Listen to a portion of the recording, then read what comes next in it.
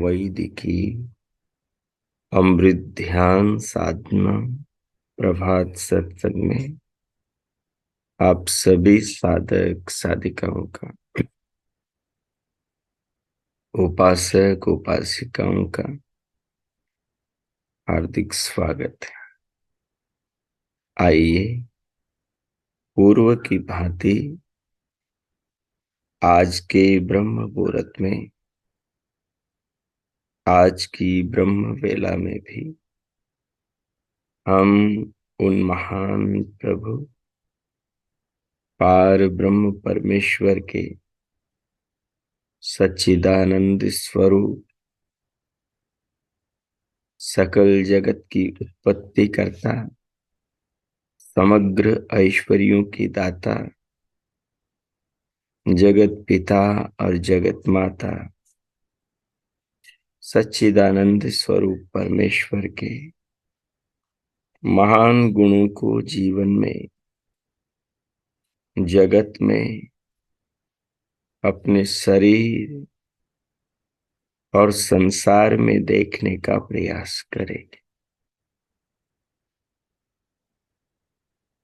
प्रभु स्वरूप से निराकार हैं, जैसे चेतना हमारी आत्मा निराकार है, जैसे चेतना आत्मा का उसके शरीर की क्रियाओं से, शरीर के अंदर उत्पन्न इच्छा से, जीवनचर्या से, सुख दुख के प्रति प्रतिक्रिया से और प्राणों को लेने और छोड़ने से ज्ञात होता है कि ये सारी देह में क्रियाएं इस देह के स्वामी जीवात्मा की है।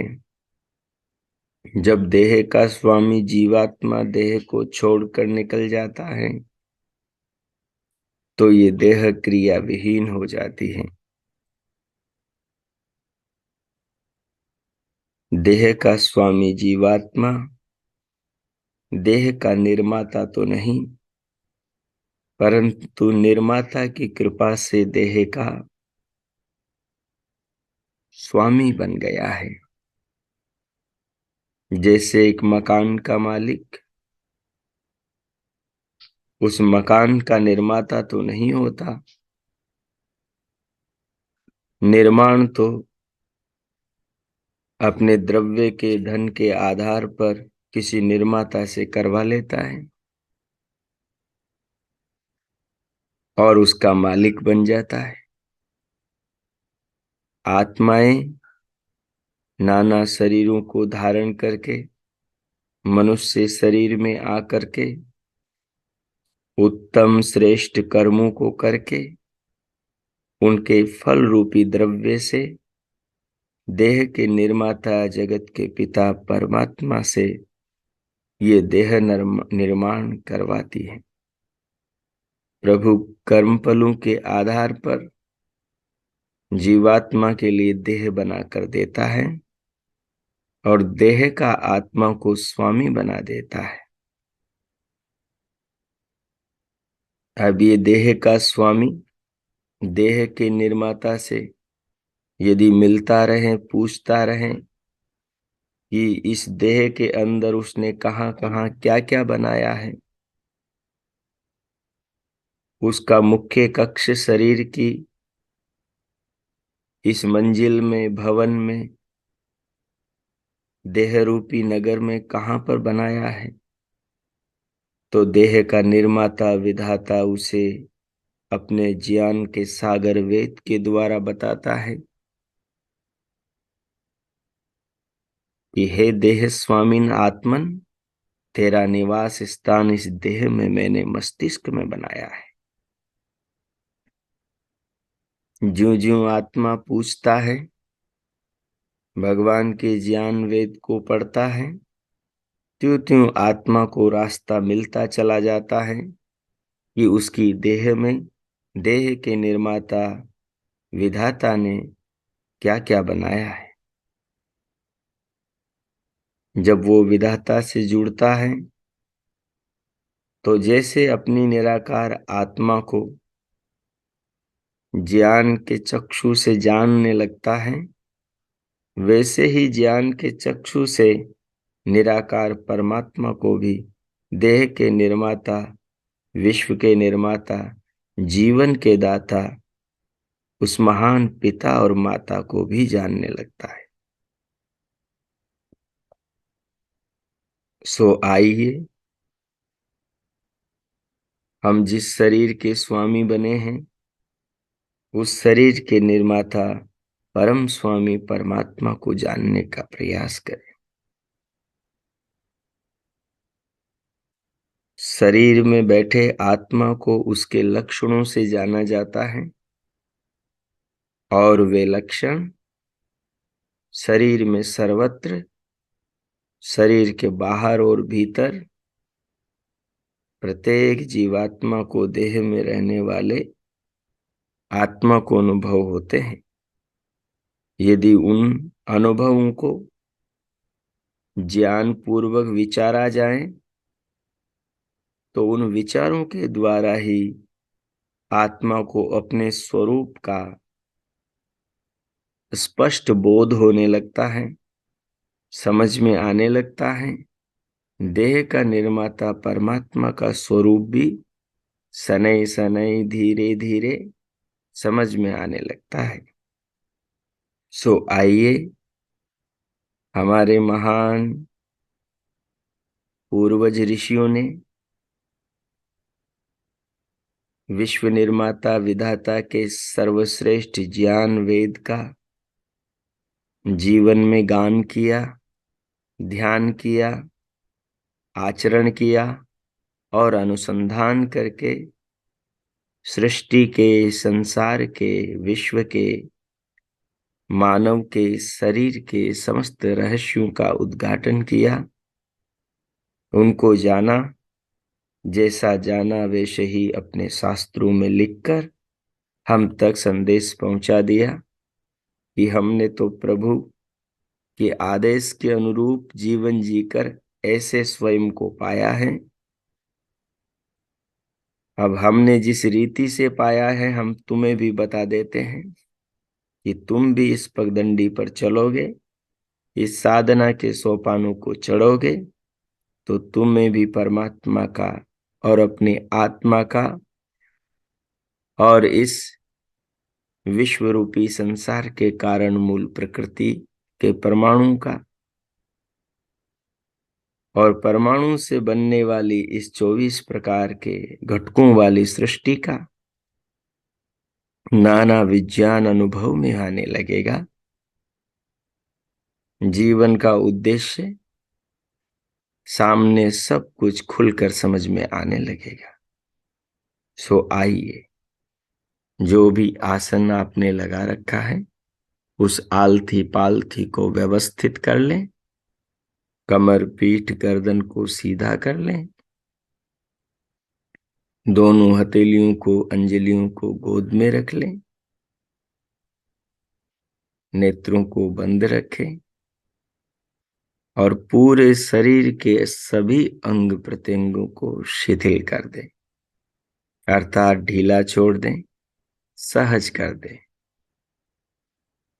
सीधे रहें पर अंगों में कोई बिचाव, खिंचाव, अकड़न जकड़न न हो, सहजता हो। तत्पश्चात अपने मुखमंडल पर मधुरता, माधुर्य लेकर आए, सिर से पांव तक के पूरे शरीर का अनुभव करें। देह का अनुभव करते हुए विचार करना प्रारंभ करें। जो विचार अभी हम कर रहे थे उस विचार को जितना आपने समझा उसी रीति से विचार करेंगे। सर्वप्रथम देह का अनुभव करें। जब विचार करेंगे तब अनुभव नहीं होगा, जब अनुभव होगा तब विचार नहीं कर पाएंगे, क्योंकि मन एक क्षण में एक समय में एक ही काम करता है, और इस एक ही मन से हमें अनेक काम करने हैं। लेकिन मन की गति इतनी तीव्र है कि हमें मालूम ही नहीं होता कि विचार भी चल रहा है और अनुभव भी हो रहा है, लेकिन होता क्रम से है।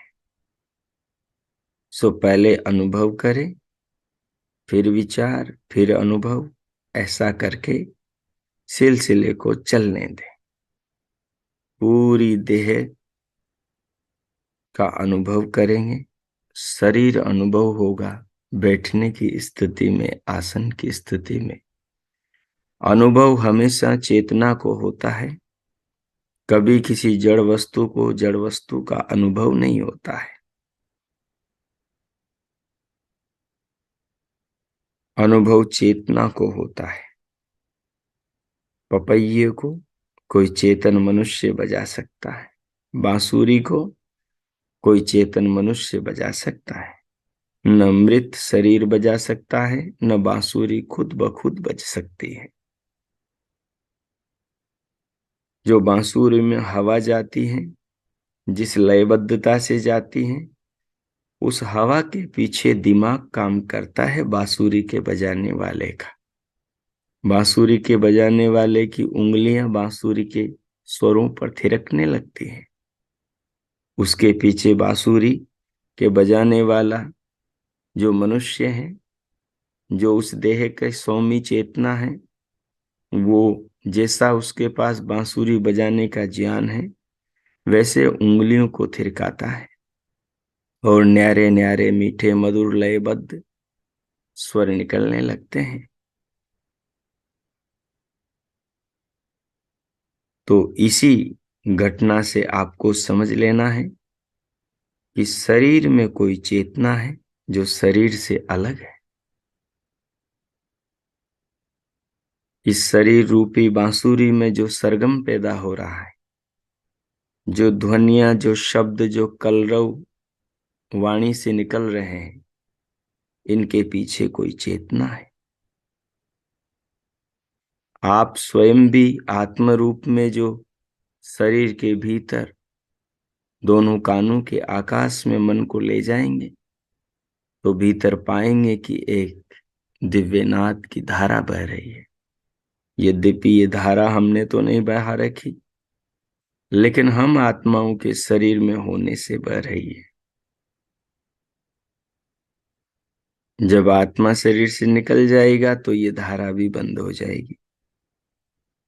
फिर शरीर के अंदर कोई नहीं होगा, तो शरीर के अंदर की आवाजों को कौन सुनेगा? शरीर के अंदर की आवाज, नाद सुनाई दे रही है, इसका मतलब है आप शरीर में हैं।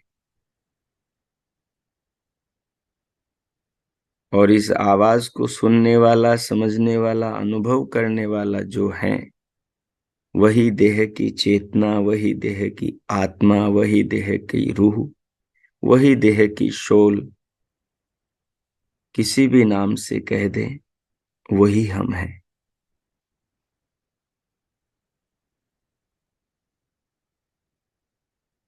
तो शरीर में जो भी अनुभव हो रहा है, सिंहावलोकन करें। प्रतिबोध विदितम, अनुभव कैसे हो रहा है, किसको हो रहा है, विचार के द्वारा बार बार अनुभव करके स्वयं को जानने समझने का प्रयास करें।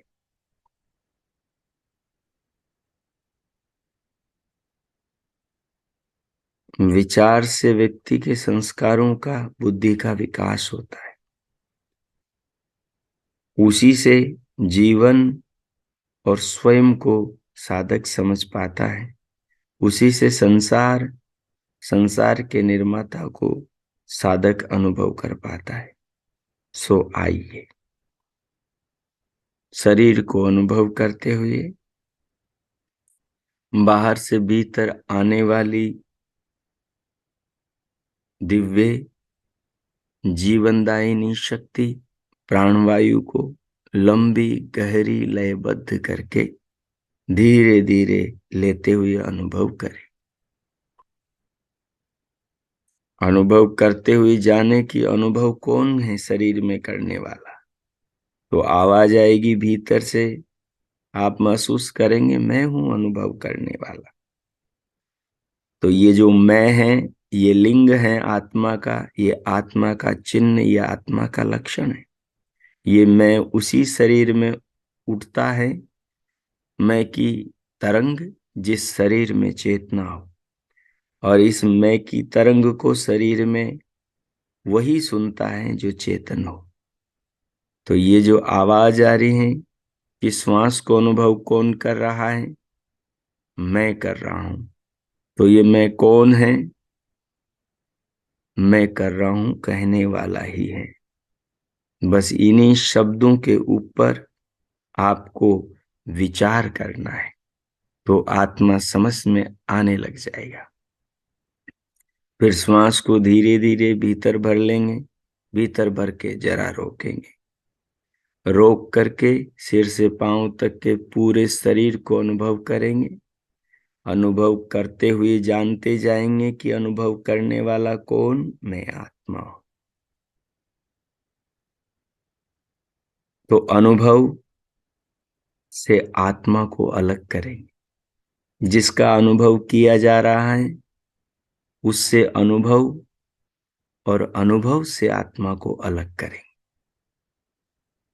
सोचो मैंने हाथ को स्पर्श किया दूसरे हाथ से, तो ये किससे किसका अनुभव हो रहा है? तो एक हाथ से दूसरे हाथ की त्वचा का अनुभव हो रहा है। तो ये दोनों हाथ में नहीं हो, हाथों का प्रयोक्ता स्वामी हूं मैं। जैसे मकान का मालिक मकान का स्वामी होता है लेकिन मकान से अलग होता है, उसमें वो निवास करता है। मैं आत्मा शरीर में निवास करता हूं, शरीर में नहीं हूं, क्योंकि शरीर बदलता है, मैं बदलता नहीं।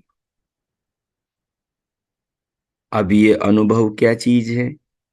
तो जो एक हाथ की चमड़ी दूसरे हाथ की चमड़ी से जो रगड़ रही है, तो उससे जो स्पर्श हो रहा है, उस स्पर्श की तरंग उठ रही है चित्त के अंदर, और उस तरंग को आत्मा जान रहा है।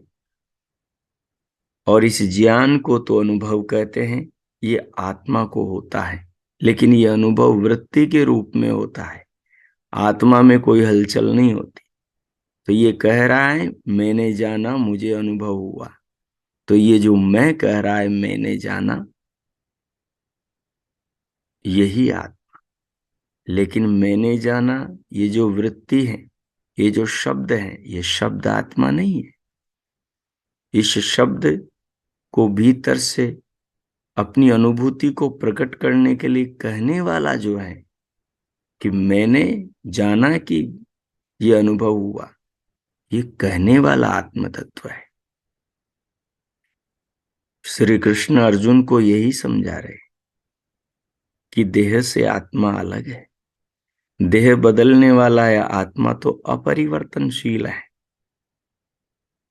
शरीरों के रिश्ते नाते हैं, आत्मा का कोई किसी से रिश्ता नाता नहीं। आत्मा मुक्त है, आत्मा अजर अमर शाश्वत सनातन है। तो तू आत्मा को जान और इन मोह के बंधनों से ऊंचा उठ, और आत्मा इस शरीर में परमात्मा के द्वारा अपने आप को अनुभव करने और अपने कर्तव्यों का पालन करने के लिए भेजा गया है। तू क्षत्रिय है, तेरा धर्म है कि तू धर्म की ध्वजा धरा पर फहराए और विश्व को धर्मानुसार चलाएं, क्योंकि राजा ही समाज का पिता होता है। जब राजा ज्ञानी होगा तो समाज का सुसंचालन होगा। जब राजा ही बुद्धू होगा तो फिर समाज के अंदर आपस में बड़े विकार पैदा होंगे। इसलिए शरीरों को स्वयं न समझ, जो तेरे सामने खड़े हैं उन सब शरीरों की आत्माएं उन शरीरों से अलग हैं। शरीर तो सबके नश्वर हैं। शरीरों में मनुष्य पाप और पुण्य करता है। पाप का शुभ सुख रूप में फल मिलता है, पाप का अशुभ दुख रूप में फल मिलता है, और पुण्य का शुभ सुख रूप में फल मिलता है। इसलिए पुण्य के मार्ग पर चल। हमारा यही कर्तव्य है ध्यान में बैठकर कि हम अपनी आत्मा को जानें। आत्मा को जानेंगे तो शरीर से आसक्ति कम होगी। आत्मा को जानेंगे तो जान पाएंगे कि समस्त प्राणियों के शरीरों से आत्माएं अलग हैं। शरीरों को जो दुख सुख होता है भले ही अनुभव आत्मा को होता है, लेकिन आत्मा की उसमें मूल रूप में कोई हानि नहीं होती। आत्मा कितना भी दुख सुख हो, शरीर न्यूनांग पूर्णांग रोगी कुछ भी हो, लेकिन आत्मा की तिलमात्र हानि नहीं होती।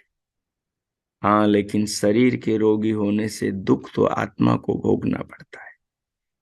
लेकिन शरीर का मालिक आत्मा है, तो इस शरीर में झाड़ू पोछा, इस शरीर के अंदर की शुद्धि, दिमाग की शुद्धि, ज्ञान की शुद्धि और आहार की शुद्धि तो आत्मा को ही रखनी पड़ती है। जो आत्मा अपने घर को स्वच्छ रखता है उसे कूड़े करकट की दुर्गंध की अनुभूति नहीं होती। उसका मकान ज्यादा समय तक चलता है, दीवारें जल्दी गिरती नहीं हैं, ईंटें मजबूती से छत को पकड़े रखती हैं, शरीर की सारी चीजें व्यवस्थित रहती हैं। लेकिन जो अपने शरीर की अर्थात इस मकान की सुरक्षा नहीं करता, उसका मकान जल्दी गिर जाता है या मकान का कोई भाग कहीं से खराब हो जाता है। तो मकान को स्वच्छ रखना, मकान से पूरा सुख लेना और मकान में मोहित न होना, ये साधकों की विशेष बुद्धिमत्ता है। तो अपने अपने मकान को, शरीर को अनुभव करें, शरीर के मालिक आत्मा को अनुभव करें और शरीर के निर्माता परमात्मा को प्रणाम करें। आत्मा निराकार है, वैसे परमात्मा निराकार। आत्मा दिखाई नहीं देता, वैसे परमात्मा दिखाई नहीं देता। आत्मा अल्पज्ञ है, इसलिए सुखी दुखी होता है। परमात्मा सर्वज्ञ है, इसलिए वो कभी सुखी दुखी नहीं होता, समान रहता है, सदैव ज्ञान से परिपूर्ण, आनंद से परिपूर्ण रहता है। तो अपने को, अपनी देह में आत्मा को पहचानना है। तो ये जो मैं की आवाज आ रही है वही आत्मा है। ये आवाज आत्मा नहीं, आवाज तो वृत्ति है, आवाज तो ध्वनि है। आवाज सुनी जा सकती है, आवाज को समझा जा सकता है, स्पर्श को अनुभव किया जा सकता है, आत्मा को जाना जाता है।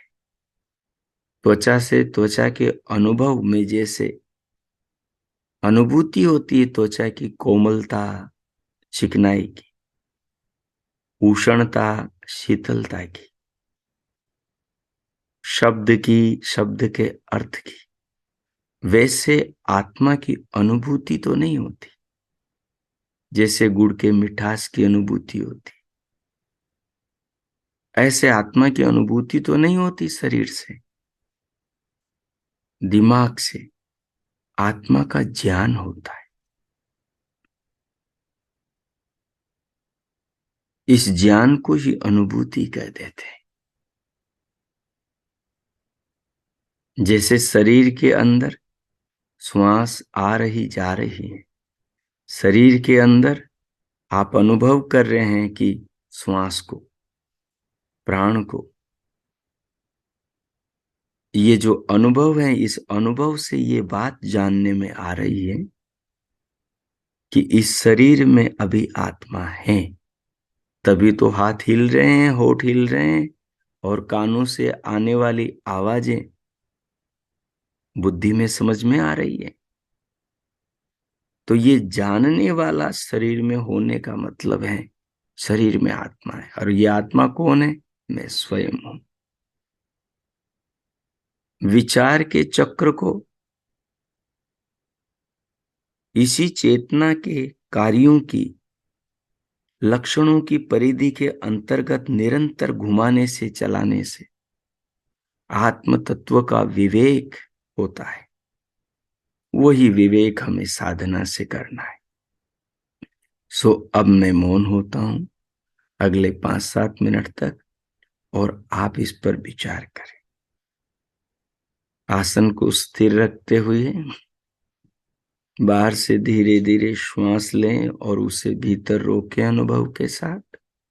रोक करके दिव्य नाद सुने, दिव्य प्रकाश देके भ्रुकुटी में। फिर उसके बाद शरीर को अनुभव करते हुए परमात्मा के नाम का मानस जप करें। जप के साथ साथ अनुभूतियों से स्वयं को जानने का प्रयास करें।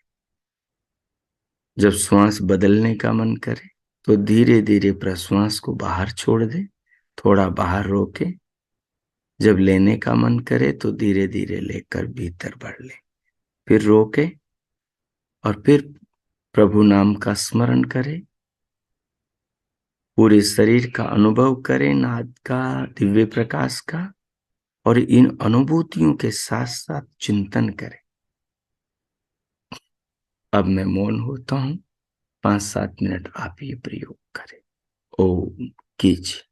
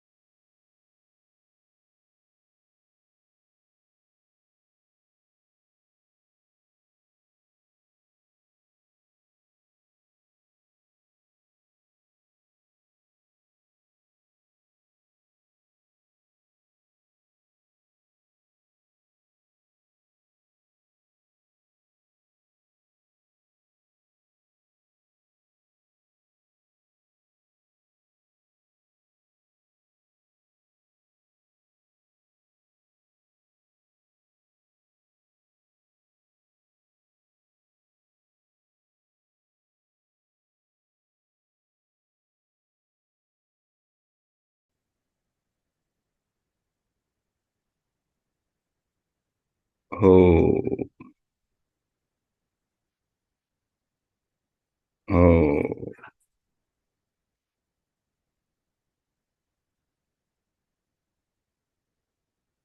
इस प्रकार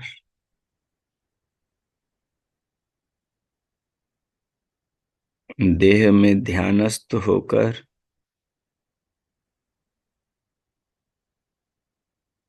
चिंतन के द्वारा अपने आत्म तत्व को जानने का प्रयास करते हुए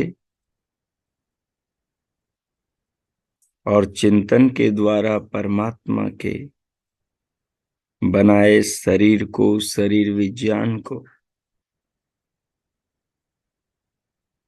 शरीर विज्ञान से आत्मा परमात्मा स्वयं को और जगत निर्माता विश्व विधाता भगवान को जोड़कर समझते हुए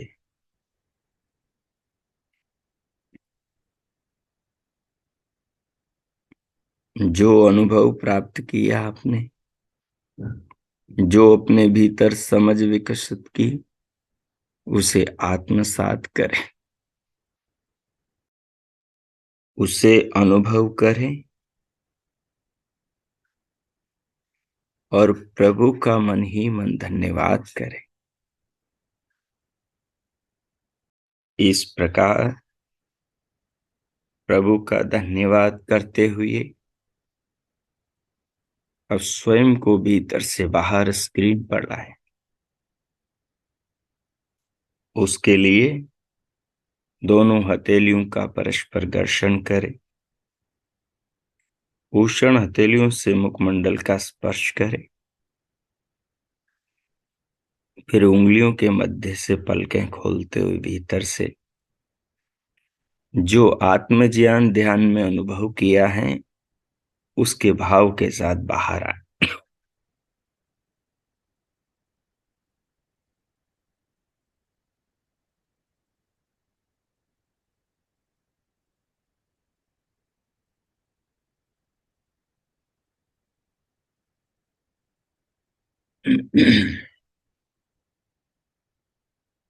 अब हम थोड़ा गीता का चिंतन करेंगे। जैसा कि आपको विदित है, भगवान श्री कृष्ण दोनों सेनाओं के मध्य मोहग्रसित अर्जुन को नाना भांति से मोहरूपी अविद्या का निवारण करने के लिए समझा रहे हैं। नाना प्रकार से अर्जुन को अपने कर्तव्य कर्म के प्रति सावधान कर रहे हैं। जीवन के समग्र स्वरूप को, धर्म को, कर्म को, दायित्व को, शरीर की नश्वरता और आत्मा की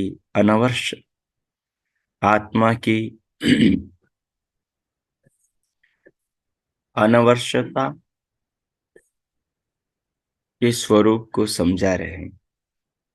तो देखिए, आज हम 39वें सूत्र का अध्ययन करेंगे।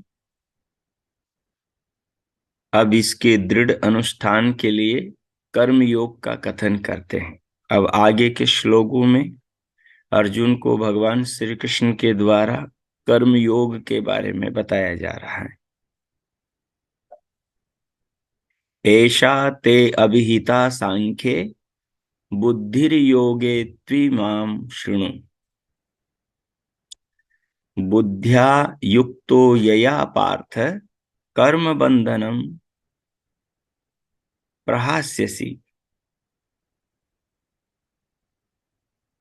ऐसा ते अभिहिता सांख्ये बुद्धिर्योगे त्विमां शृणु। बुद्ध्या युक्तो यया पार्थ कर्म बंधम प्रहास्यसि। हे पार्थ, तेरे लिए यह सांख्य यानी सद असद विवेचन के विषय में कि क्या इसकी सत्ता है, किसकी सत्ता नहीं है, कौन अजर अमर है, कौन नश्वर है, अनश्वर है, उनके संबंध में, उसके विषय में बुद्धि ज्ञान योग का उपदेश किया। और अब योगे तू इमाम शृणु, अब तू मुझसे कर्म योग विषय की इस उपदेश को सुन। अभी तक जो तुझे उपदेश दिया वो ज्ञान योग का था, अब तुझे मैं कर्म योग का उपदेश दे रहा हूं। यया बुद्धिया, जिससे, जिस बुद्धि से युक्त होकर तू कर्म बंधन से प्रहास्यसी, छूट जाएगा। अब तक मैं तुझे ज्ञान का उपदेश दे रहा था, अब मैं तुझे कर्म का उपदेश देता हूं। तो श्री कृष्ण आगे कर्म का उपदेश दे रहे हैं। यहां कर्म बंध पद से सकाम कर्मों का बंधन अभिप्रेत है, कर्म मात्र का नहीं। सकाम कर्मों का ही बंधन होता है, हर क्रिया बंधन नहीं होती है मनुष्य की। जो कामना युक्त कर्म करता है व्यक्ति, कामना की भावना रखते हुए, उन्हीं से संस्कार बनते हैं, उन्हीं संस्कारों से आगे मनुष्य की प्रवृत्ति वैसी बनती। तो कह रहे हैं, क्योंकि शास्त्र में जिज्ञासु के लिए निष्काम कर्मों के अनुष्ठान का विधान किया गया है। गीता में 3 अध्याय के 8वें श्लोक में, कि तुमको नित्य कर्मों का अवश्य ही अनुष्ठान कर्तव्य है, कर्तव्य ही धर्म है। और इसी अभिप्राय से यजुर्वेद के 40वें अध्याय के 2 मंत्र में भी विधान किया कि मनुष्य को यावत जीवन संध्या, जब तक जीवन है तब तक अग्निहोत्रादि नित्य कर्तव्य कर्मों का अनुष्ठान अवश्य करना चाहिए। शंकर भाष्य में इसके यह अर्थ किए गए, कर्मण्यैव धर्मा अधर्माख्यो बंध कर्म बंध तम प्रहास्यसि ईश्वर प्रसाद निमित्तम ज्ञानम प्राप्ते इति अभिप्राय। जो धर्म और अधर्म रूप कर्मों से बंधन होता है उसका नाम कर्म बंध है, और वह ईश्वर की कृपा द्वारा प्राप्त हुए ज्ञान से निवृत्त होता है। जो धर्म और अधर्म रूप कर्मों से बंधन होता है, उस बंधन का, यानी कर्म बंध, वह कर्म बंध है, और वह ईश्वर की कृपा द्वारा प्राप्त हुए ज्ञान से निवृत्त हो जाता है, दूर हो जाता है। ईश्वर से कैसा ज्ञान प्राप्त होता है? जैसा ईश्वर ने वेद में पदार्थों के सत्य स्वरूप का ज्ञान दिया है, वही ज्ञान वेद के पढ़ने वाले को प्राप्त होता है। इस पर मधुसूदन स्वामी क्या यहाँ पर कुछ विचार रख रहे हैं कि इसके यह अर्थ करते हैं मधुसूदन स्वामी, अत्यंतम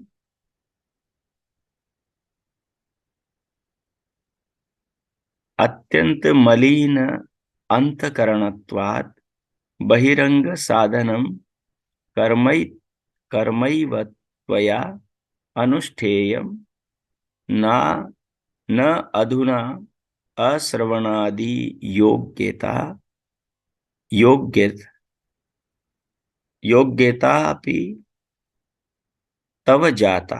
हे अर्जुन, तुमको अभी बहिरंग साधन रूप जो कर्म है उन्हीं का अधिकार है, क्योंकि तुम में अभी श्रवण आदिकों की योग्यता नहीं। यदि यह मान भी लिया जाए कि अर्जुन को मलिन अंतकरण वाला होने से पहले कर्म का ही अधिकारी समझा गया, तो फिर बुद्धिया युक्तो यया पार्थ कर्म बंधम प्रहास्यसि, इस बुद्धि से कर्म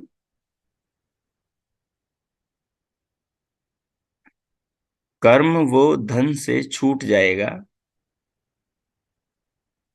कर्म बंधन से छूट जाएगा।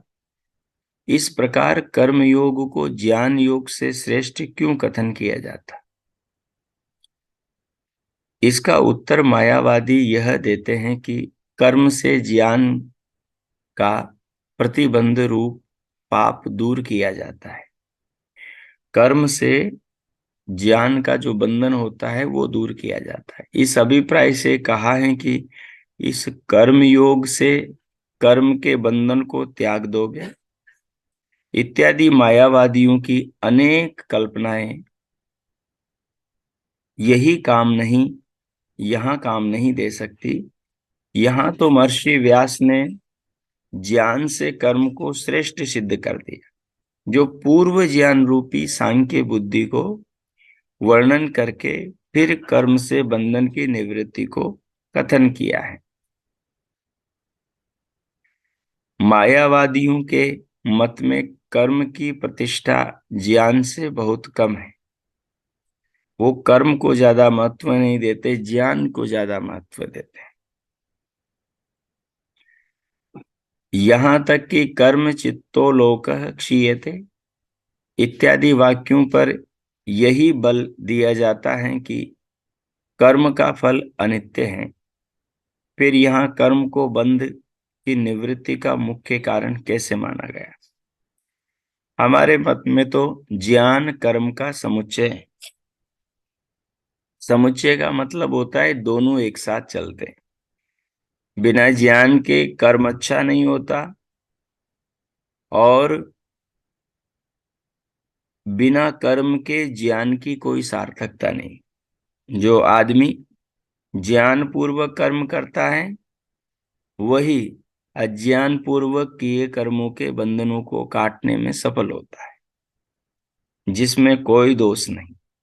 क्योंकि ज्ञान होने के अनंतर अनुष्ठान रूप कर्म से बंधन की निवृत्ति होती। तो श्री कृष्ण जी का 39वें सूत्र में श्लोक में यही उपदेश है अर्जुन के लिए कि हे अर्जुन,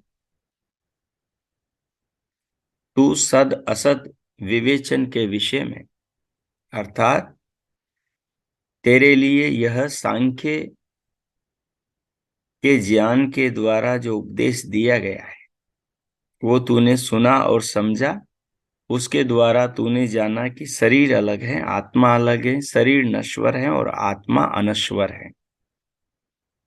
अब तुझे मैं योग की रीति से, अर्थात अब मैं योग की रीति से उपदेश करता हूं। पहले तुझे सांख्य की दृष्टि से उपदेश किया था, ज्ञान का उपदेश किया था। अब मैं तुझे योग का, कर्म का उपदेश करता हूं, जिससे तेरी बुद्धि कर्म के बंधन से छूट जाएगी। तो अगले श्लोक में उसी चीज को कह रहे हैं। नेह अभिक्रमनाशोस्ति प्रत्यवायो न विद्यते स्वल्पम अपि अस्य धर्मस्य त्रायते महतो भयात्। कहा, नेहाभिक्रम नाशोस्ति प्रत्यवायो न विद्यते स्वल्पमपि अस्य धर्मस्य त्रायते महतो भयात्। न इह इस कर्म योग में अभिक्रमनाश है, जिस फल का कर्म से प्रारंभ किया जाए उसको अभिक्रम कहते हैं। जिस फल का कर्म से कर्म के द्वारा आरंभ किया जाए उसको अभिक्रम कहते हैं। अर्थात इस कर्म योग का प्रारंभ करके भी यदि छोड़ दिया जाए तो भी इसमें अन्य कार्यों के समान अधूरा रहने का दोष नहीं लगता। प्रत्यवाय उस पाप को कहते हैं जो संध्या वंदन आदि नित्य कर्मों के न करने से मनुष्य को लगता है। वह प्रत्यवाय इस कर्म योग में नहीं लगता।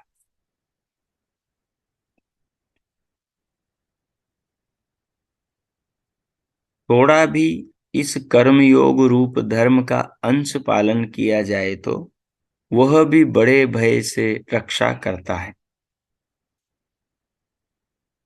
अर्जुन को श्री कृष्ण कह रहे हैं कि हे अर्जुन, अब मैं जो तुझे कर्म का उपदेश देने जा रहा हूं, इस कर्म का क्या है कि अनुष्ठान क्रमशः किया जाता है।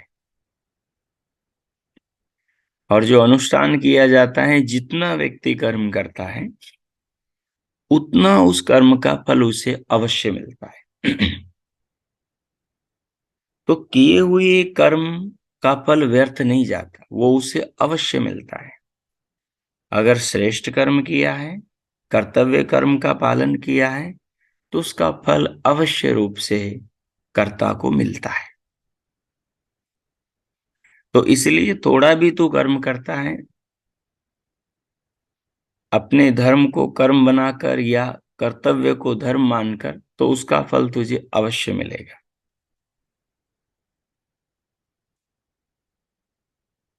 इस कर्मयोग का प्रारंभ करके भी यदि छोड़ दिया जाए, थोड़ा करके पालन छोड़ दिया जाए, तो भी इसमें कार्यों के समान, अन्य कार्यों के समान अधूरा रहने का दोष नहीं आता। जहां से व्यक्ति का कर्म छूटा है, आगे प्रारंभ होगा तो वहीं से आरंभ होगा। जितनी दीवार खड़ी की है, दूसरे दिन दीवार प्रारंभ करेंगे चुनना, तो वहीं से शुरू करेंगे जितनी दीवार बन गई है। तो प्रत्यवाय, प्रत्यवाय उस पाप को कहते हैं जो संध्या वंदन नित्य कर्मों के न करने से लगता है। वह प्रत्यवाय पाप इस कर्म योग के अंदर कर्तव्य पालन में, क्षत्रिय धर्म के पालन में थोड़ा भी इस कर्म योग रूप धर्म का अंश पालन किया जाए तो वह भी बड़े भय से छूट जाता है। ननु, अच्छा, तुम्हारे कर्म योग के तो कई कर्म हैं। कोई साकार उपासना को कर्मयोग कहते हैं, कोई नाना विध कर्म कांडे रूप पशु मेधादि को कर्मयोग कहते हैं। ऐसा अव्यवस्थित कर्मयोग बड़े बड़े भय से कैसे रक्षा कर सकता है? इन्होंने एक प्रश्न उठाया है। जिस समय ये टीका लिखी गई, उससे पूर्व जो वातावरण बना हुआ था समाज में, उस सारे वातावरण को ध्यान में रखकर उस पर भी शंका उठाकर समाधान किया जा रहा है। तो आज का पाठ हम इतना ही रखेंगे। इसके आगे का पाठ, इसका उत्तर कल हम समझेंगे। अभी जो आपने समझा है उसको आत्मसात करें। 2 मिनट ध्यान अवस्थित होकर उसके भाव को समझें। भाव ये है कि व्यक्ति जो भी कर्म करें वो कर्म ज्ञान पूर्वक करे। ज्ञान पूर्वक कर्म करता हुआ अपने कर्तव्य कर्म को ध्यान में रखकर जितना वो कर्तव्य कर्म का पालन करता है, उतना कर्तव्य कर्म का फल उसे अवश्य में वो मिलेगा। तो कर्तव्य कर्म को न छोड़े। हम सब मनुष्य हैं। हम सब कई कर्तव्य कर्मों से जुड़े हुए हैं। हम सब के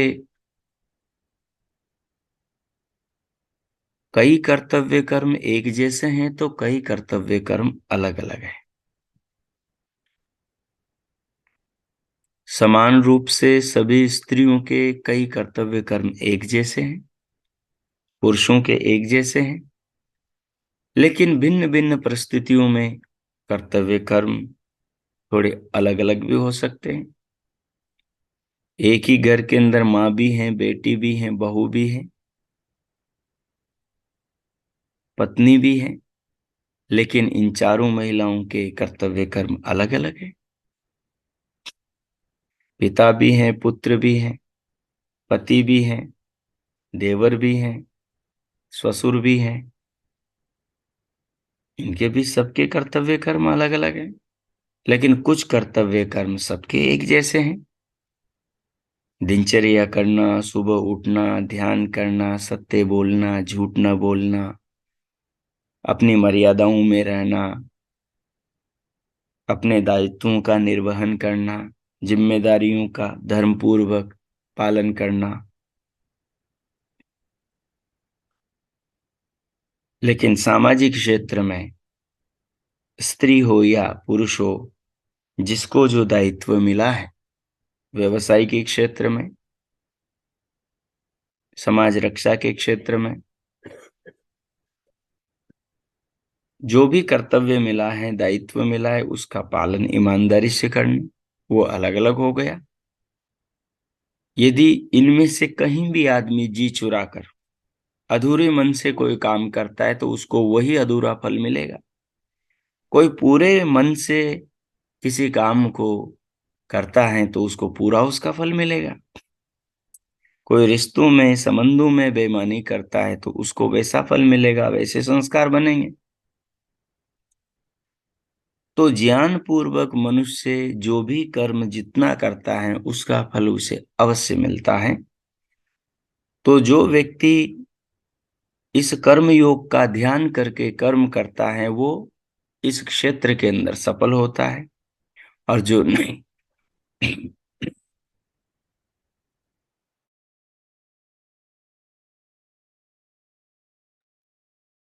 और जो नहीं करता वो विफल हो जाता है।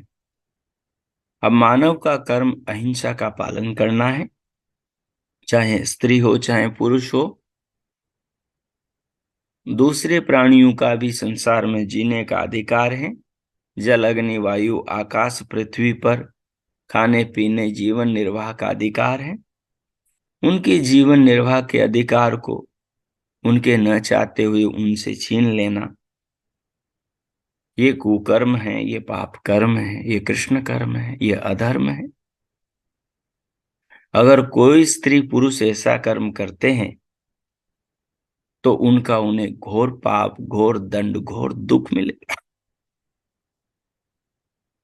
जैसे यज्ञों में पशु बलि दिया करते थे पूर्व के लोग, आज भी जहाँ अज्ञान का, अंधविश्वास का वातावरण है, वहां इस पशु बलि को हम छोटे छोटे रूप में, अन्य रूपों में करते हैं।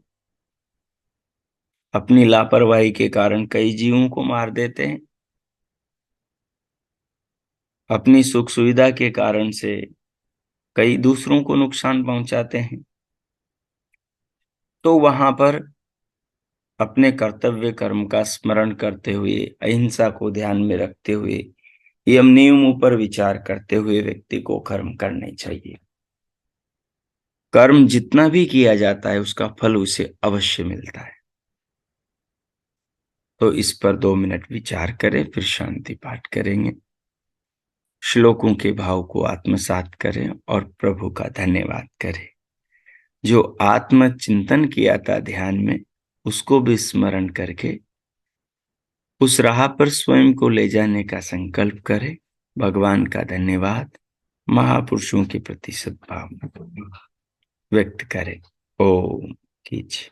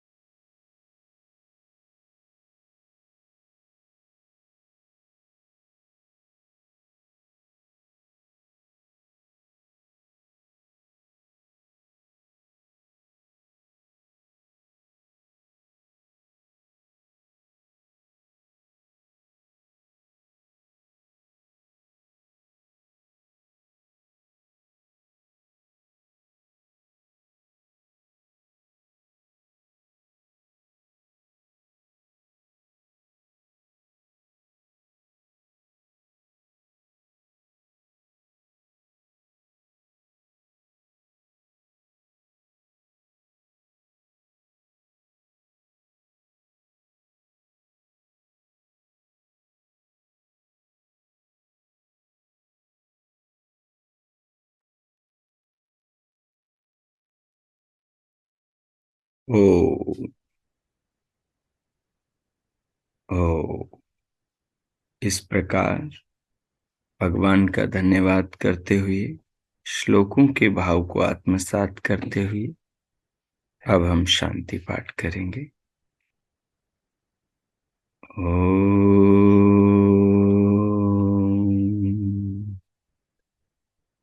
ओम ओम शांति शांति शांति। ओम ओम। सभी को नमस्ते। इति ओम शांति। आज का आप सबका दिन शुभ हो, मंगलमय हो। प्रभु से सबके लिए बहुत बहुत मंगल कामनाएं, बहुत बहुत शुभकामनाएं। ओम।